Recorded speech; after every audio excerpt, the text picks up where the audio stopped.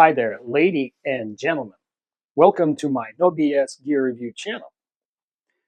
Today's video is a little different. Imagine being in a huge indoor space, completely filled with everything knife, survival gear, outdoor gear, and knife making equipment for the first time ever. And what kind of total mind blow that is. In this video, I'll share with you some of my quick impressions, show you a couple interesting gizmos that I picked up, convey conversations that I had with some very famous people in the knife community, as well as some of the less famous yet. For your convenience, I will break the video into chapters, and they will be listed in the description under the video. So when you click there, you can find whatever interests you most. So feel free to skip around and watch different chapters on different days. Oh yeah, and don't forget to leave comments. My viewers leave the most amazing, most interesting comments, and you kind of shortchanging yourself if you're not reading those. I'll start by showing you the first two knives that I bought at the show, but before I do that, if you watched my channel for a while, then you know that for my 10,000 subscriber anniversary, I bought myself this knife and then modified the grip a little bit. The reason I bought it, it's a Premium ProTech Strider PT, right, with the bronze aluminum handles. But the reason I bought it is this blade, mirror polish complex grind done by Mike Erre.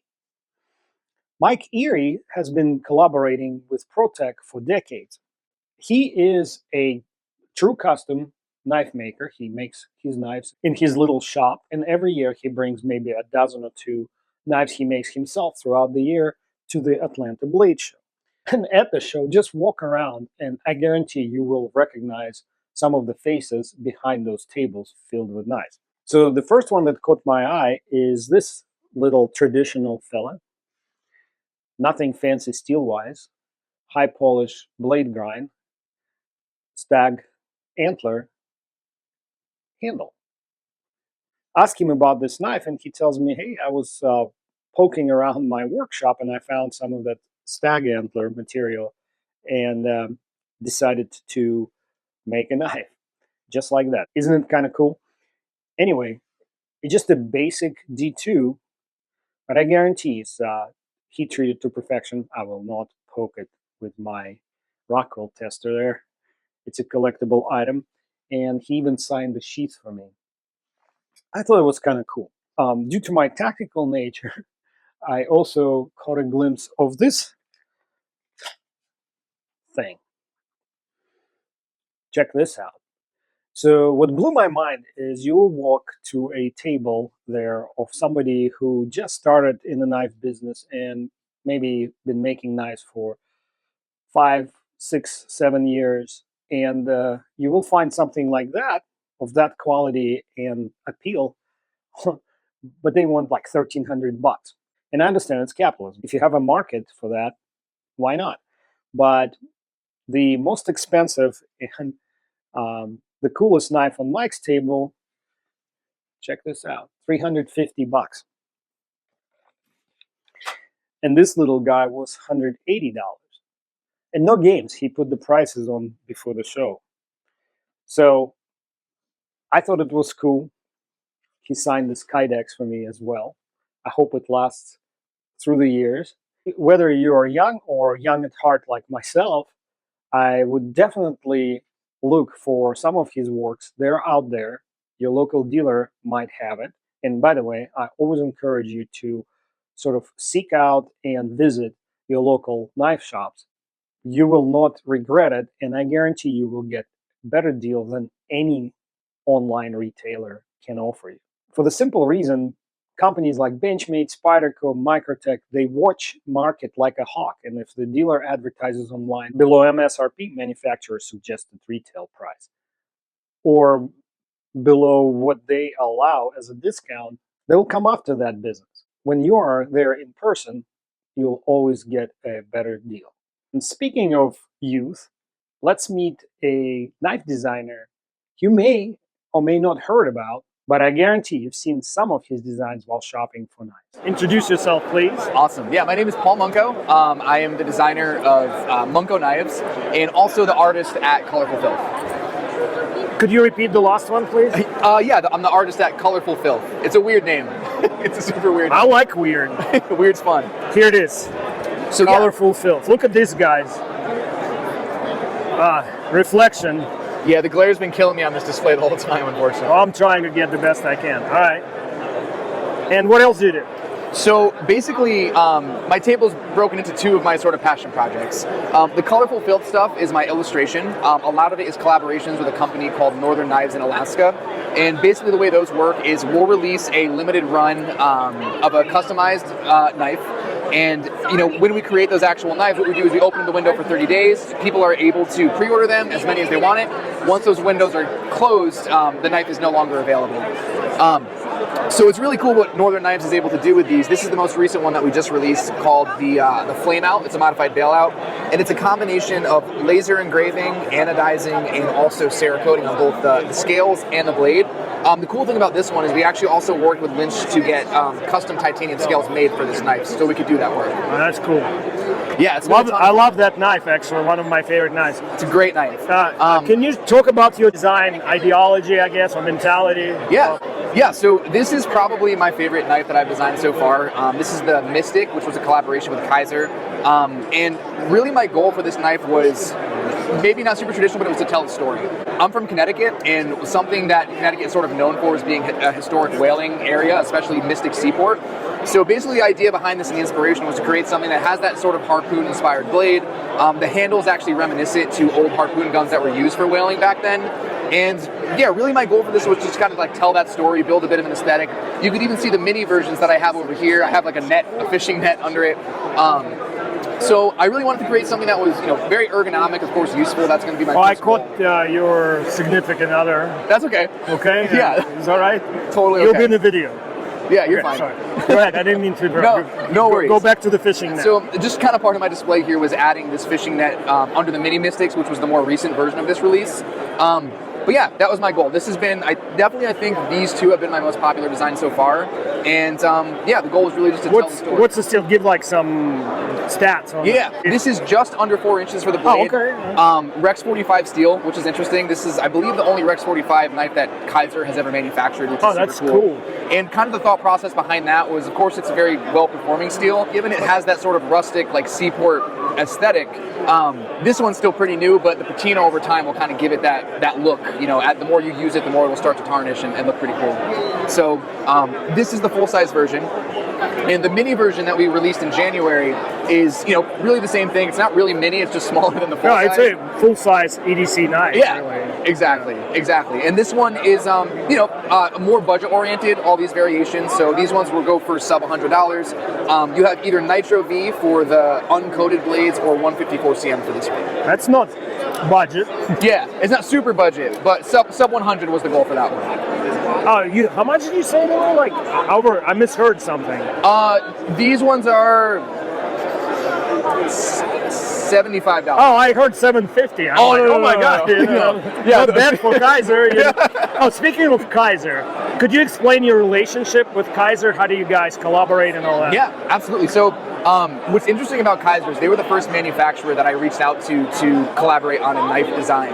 And the reason for that is if you come back over to this case over here, when I first started doing these collaborations with Northern Knives for my artwork, the first knife we ever worked on was the Kizer Uprising. So this was kind of like my first move into a product in the knife industry. So I've always had this sort of sentimental connection to Kizer was the first knife I worked on. I explained that to them, and they thought it was super cool. They liked the design that I gave them, and they became my first collaborator. And that was when we came out about 3 years ago with the Kizer Comet, which was my first design. Cool. And how does the relationship, do you license it or they pay you royalties? How does that work? Yeah, so basically what we do is we work out a relationship where I'll create a design. If they approve it, then essentially they'll license it from me and they'll have the rights to manufacture it. And just, basic kind of industry standard royalties. But they approached you first because they saw your work on that knife? No, I actually approached them. Oh. Yeah, so when I was doing a lot of artwork, and I still do a lot of artwork for makers and companies in the industry, and eventually a lot of them convinced me, you should just try to design an actual knife. You're doing art on knives, you're doing art for knife makers. to see what you could do. And I started thinking about that. Probably for like a year I was apprehensive because I didn't really know where to start with it. But eventually I kind of had a design that I was ready to share with somebody. Kaiser was the first company I thought of because, again, just kind of that sentimental connection of working on their product. And it just kind of went from there, and they took me through that whole process. Any advice to a young beginning knife designer? It seems like you're very successful at what you do. And thank you. I'm sure folks would appreciate your advice. Yeah. Absolutely. I would say if you're interested in starting this, the best thing to do is just draw as much as possible.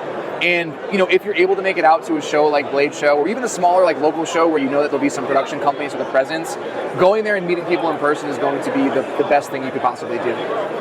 There's a lot Should they bring their works and show it to the companies here? Sometimes. Like at a show like this? Yeah, I've seen people, have some success with showing designs, or even just opening up that relationship and saying, hey, I'll email you a design, get a card from somebody who handles product management for a company. Because, that initial relationship building is so important for really any business. And there's so many people out there who are sending designs, probably Instagram DMs and stuff. Like, the more professional you could be about it, and the more you could really introduce yourself as a person before you introduce yourself as somebody who wants to sell a product, it's just a great way to kind of build that relationship. Congrats on your success. Thank you so much. Appreciate the video. Absolutely. If you decide to visit Atlanta Blade Show, there are ways to do it on the budget. For example, don't stay at the Renaissance Marriott right at the convention center. Those rooms are $350 and up, and you are competing with some major corporations for the room.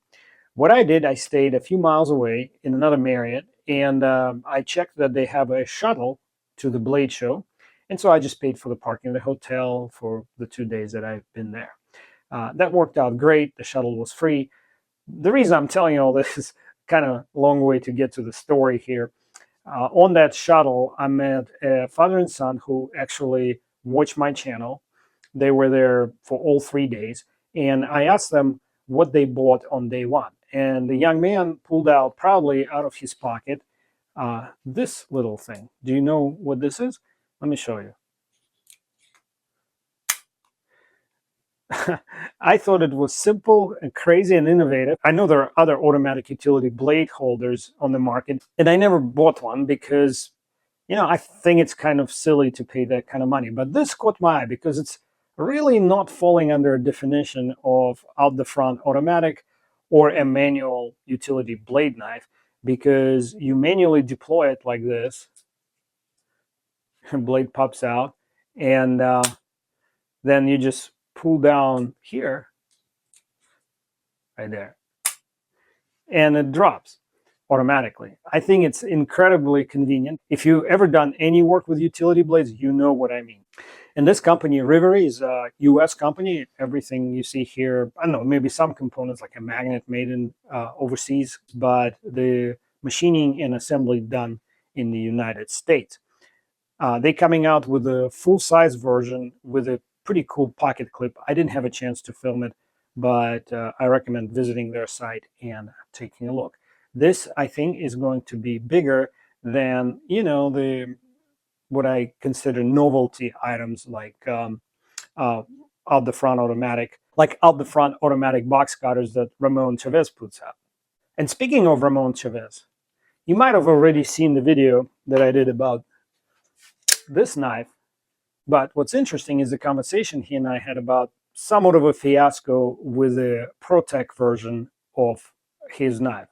If you wonder what I'm talking about, I published a couple of videos about that. Just search on Chavez ProTech. And while I'm holding Ramon's creation, entirely made in the United States, by the way, I would like to address a couple of comments I got when I published the video about it. Somebody said that this knife has a horrendous blade length to handle length ratio. I beg your difference, sir, because here in my hand is probably the most popular OTF in the world, which is Microtech Combat Trudon. Here you go. And as you can see, just the handle, not counting the glass breaker, has at least ½ inch more length than the Chavez, and their blades are basically the same length. And also, while we're on the topic, look at the length to width ratio of this blade. This looks like a normal proportionate knife, whereas on even the most popular OTF. The blades are made skinny to accommodate some of the mechanism inside. And another comment I got was the fact that ergonomics is somehow better on traditional OTFs because they're not as boxy. Well, it's a matter of taste, actually. I found absolutely no issues with ergonomics on this knife. It doesn't have any kind of hot spots that I can detect. And Ramon is not, he's not like a pinky up type knife designer. He designs beefy beater knives for the working hands, gloved working hands. We're about to meet another young, talented knife maker who is in a completely different league from what you've seen up to this point. Just check out the range of knives he makes. And after that, I'll tell you a fun and crazy story that has something to do with mixed strider knives. Introduce yourself and show your knives. I'm not even going to talk. Yeah, I'm Logan Lichtenhan, or Logan Hemingway Lichtenhan. LHL Blades is my company. Cool. And I make mostly forged, hand-forged, artisanal stuff. Some of it's, like my floating copper enameled scale stuff. This one's in W2. This guy's called the Vespide, which is a wasp family, because I think it looks kind of cool like that. What's the finish on this made out of? This is enamel, yeah. So it's a glass enameling process. Kind of like jewelry, right? Yeah. So I usually, I kind of stole it from the jewelry industry, or I shouldn't say stole. This is another one that has a similar process called Humpback. So these are all forged to shape, and then I just like this process because I forge everything, and then once it's like, this is something that lasts thousands of years. We've got enamel jewelry from thousands of years ago, So what's the guiding principle in your obviously you're an artist, right? Not just like trying to make a EDC blade for every man and woman alive. Right. I mean, I make those too, but it's not where the passion lies. Show some of your big stuff. Oh yeah, There's a similar process with a chef's knife here in a high layer Damascus. Also that same enamel and floating scale process. Here's another completely different style that caught my eye. Yeah, so this is another sort of high layer gradient Damascus, same in the pommel piece, and then that's a formed copper handle. So I love it. From sheep, yeah. Yeah, it's like shabby chic, is what you just said. Yeah, like relic. To me, it's more like a trench art. Like somebody in a war trench found a piece of steel from exploded shell and like a I like cartridge, organic. and it looks like it came. Yeah, I almost thought you used like 50 cal. Yeah, it does have that kind of look. Yeah. And that's not a terrible idea. Well, maybe I will. At some free point. idea for you. Yeah. And then I also do like fancier high finish stuff, like this W2 Bowie knife. He's not saying anything, but he's like thickness behind it, the edge on this knife. I figure about maybe 15 thousandths, maybe less. It still goes down to pretty thin, but it's a convex grind, so it's still pretty stable behind the edge. Oh, cool. So it's almost a flat grind, but it's convex towards the edge. Yeah. And that's just frame handle, domed pins. These are all hand hammered domed pins. You can handle that guy if you want. Oh, look, the balance is amazing. Yeah. It's extremely well balanced, I think. Yeah. It's a little toward the front, yeah. but you need to on the chopper. Like this is a serious Bowie. Would you say it's a Bowie? Yeah, that's a Bowie knife. Yeah, clip point. Yeah, that's actually based traditional Bowie too. Yeah, similar to a Civil War era Bowie that I saw some images of. And then I also do these sort of brute to forge, fully forged barbecue chef's knives. That definitely utilitarian. Can't break it. Again, very thin. Still very thin behind the edge. You hand forged it to that thin? I hand forged it close. Yeah. And then it's ground to that thinness. So I was wondering if this will be comfortable in hand. If my hand will feel these edges here. And I have to say, it's almost like they aren't even there. It just feels super solid. Just amazing balance is in a good spot. What is it, about 4.5 inches long blade? Right around there. I think it may be just shy of 4, but right around there. And it's like hand hammered copper with a jeweler's enamel that you have to bake in an oven. Yeah, it fuses at like 1450 to 1500 degrees. Thanks for introducing us to your art. Thank you. I really enjoyed Yeah, talking to you. Thank you. appreciate it. All right, so here goes my mixed strider story. Saturday late afternoon, people are packing up. The show is about to shut down for the day. I stumble across Strider table, stuck all the way back at the back wall. And I've been hearing all day how they sold out of all their folding knives. So I'm checking out their fixed blades and thinking, I wish I could buy one, but I already filled my quota of the fixed blades for the day with my Kiri knives. So instead of shopping, I'm having this knife guys conversation, telling them a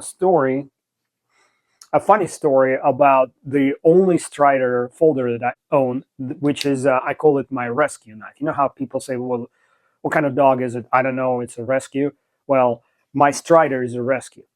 So imagine this knife when it came to my possession, completely spray painted with Rust-Oleum grill enamel.